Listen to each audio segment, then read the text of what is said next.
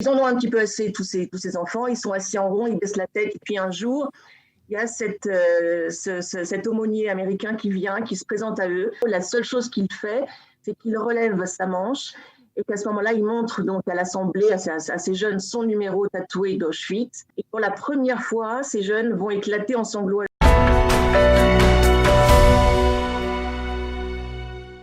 Nous sommes en ligne, en Zoom, avec Nathalie Blo. Nathalie, bonjour, Boker Tov.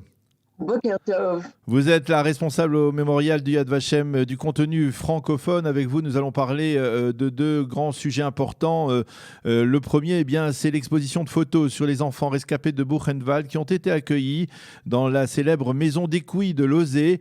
C'est une photo, une exposition qui, j'en suis sûr, eh bien, évoquera des souvenirs pour certaines des personnes ou certains des jeunes, des enfants.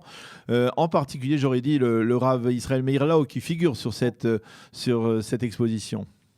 Qui fait partie, effectivement. C'est vrai que c'est un cas de figure assez exceptionnel parce que la libération de ce camp par l'armée américaine, donc Buchenwald est un camp qui se trouve en Allemagne. Et je vais juste préciser une petite chose, c'est un camp de concentration. Parce que parfois, quand on entend cette phrase « 900 enfants qui ont survécu à un camp », la première réaction est de dire « bon, alors c'était peut-être pas si terrible que ça ». C'est très particulier à Buchenwald. C'est-à-dire qu'il y a eu, pendant la Shoah, des camps d'extermination qui ont vraiment été des usines de mise à mort par les nazis, et où là, la survie était très faible et aucun enfant pratiquement n'a survécu.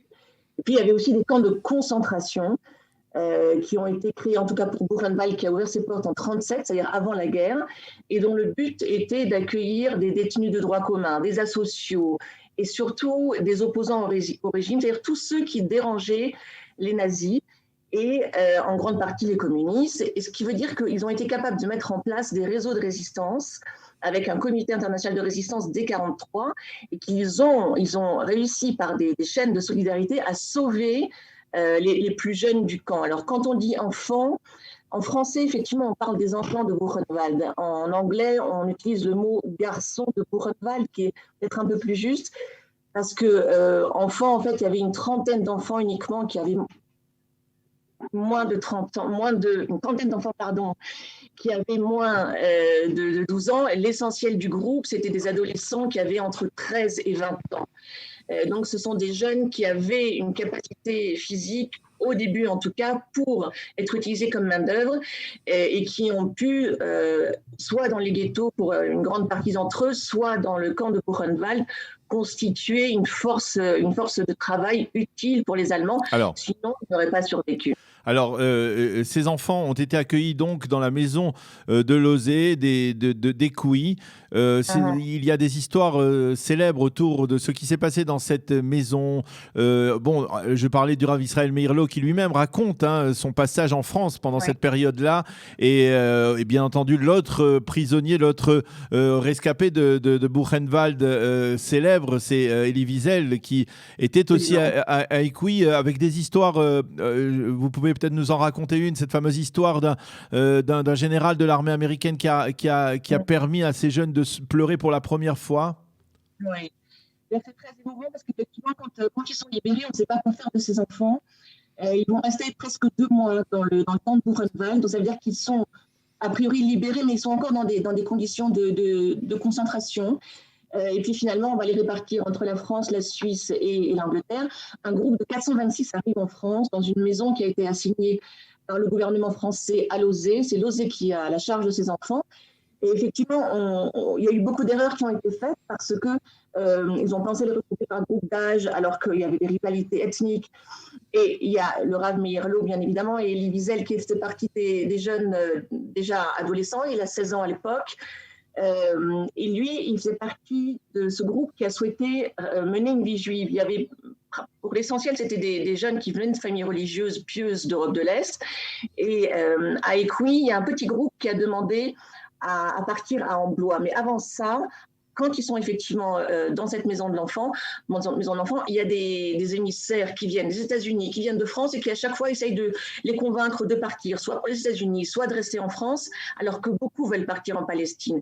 Et ils en ont un petit peu assez, tous ces enfants. Ils sont assis en rond, ils baissent la tête, ils veulent regarder personne.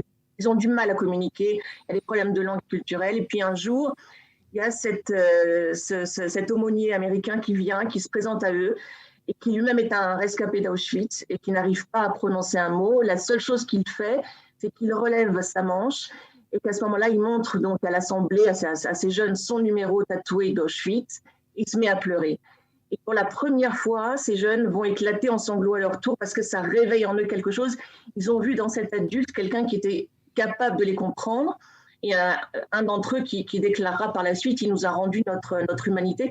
Ça a été un processus assez long de les ramener, de les réinsérer, de leur réapprendre à vivre, de leur réapprendre à éprouver des sentiments. Effectivement, ce moment-là était un moment clé pour la majorité d'entre eux. Alors, ceux qui veulent pouvoir voir cette exposition, bien entendu, c'est en Zoom, c'est virtuel. Nous allons joindre dans le lien sur Studio Qualita le lien qui leur permettra de visionner cette exposition. C'est accès libre et gratuit, c'est cela ? Oui, bien sûr. Non, c'est une exposition qui est sur le site de Yad Vashem. Yad Vashem. Oui. Alors, effectivement, pour inscrire le lien, sinon, on tape yadvashem.org/fr et à partir de la page d'accueil, on a un lien vers l'exposition. Ok. Et le deuxième dossier que nous voulions évoquer avec vous, c'est le e-wall, le Remember Wall, le mur du souvenir virtuel de Yad Vashem. Oui. Oui, on a gardé dans toutes les langues l'appellation en anglais, donc c'est I Remember Wall, le mur du souvenir, effectivement, I Remember, je me souviens. En fait, l'idée, c'est la 3e année que cette initiative est lancée. L'idée, c'est de permettre aux internautes de s'approprier ou de s'associer à un nom d'une victime de la Shoah. Yad Vashem, depuis des années, déjà mène un gros travail pour essayer de retrouver les identités de tous les Juifs disparus pendant la Shoah. Pour l'instant, on en est à 4 800 000 sur les 6 millions. On sait pertinemment qu'on n'arrivera pas à retrouver les 6 millions d'identités parce que il y a par exemple avec les Einsatzgruppen, la Shoah par balle, on ne pourra pas retrouver tous les noms. Mais en tout cas, pour l'instant, cette base de données existe et elle s'alimente régulièrement.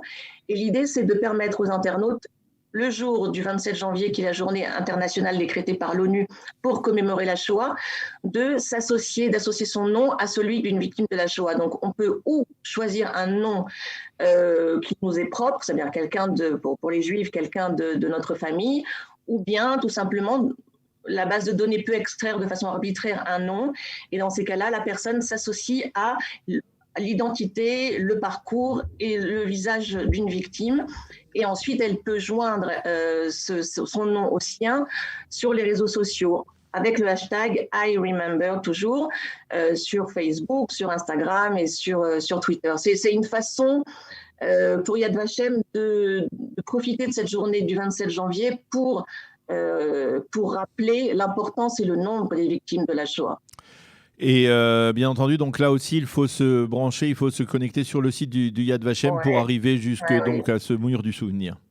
Et oui, on est à l'ère du numérique, donc effectivement, et surtout en ce moment, en ces temps de confinement, tout se passe sur le site.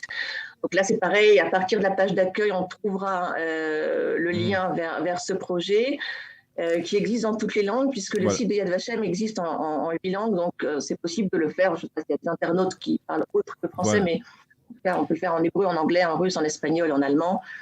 Et bien sûr en français. Alors, on va terminer, merci Nathalie Blot, on va terminer en mentionnant donc tout simplement aussi une soirée thématique avec le mémorial du Yad Vashem en français, une soirée sur la Shoah dans le monde occidental, table ronde de diplomates francophones israéliens à l'occasion de la Journée internationale de la mémoire de la Shoah, mardi donc, c'est ce mardi 26 janvier à 19h heure française avec la participation d'Avi Pazner, de Daniel Saada, Viva Raz-Schertner et Emmanuel Narshon, 4 diplomates israéliens, franco-israéliens ou israéliens francophones qui interviendront sur ce thème. Merci beaucoup Nathalie Blot d'avoir été avec nous ce matin sur Studio Qualita et bonne journée, à bientôt.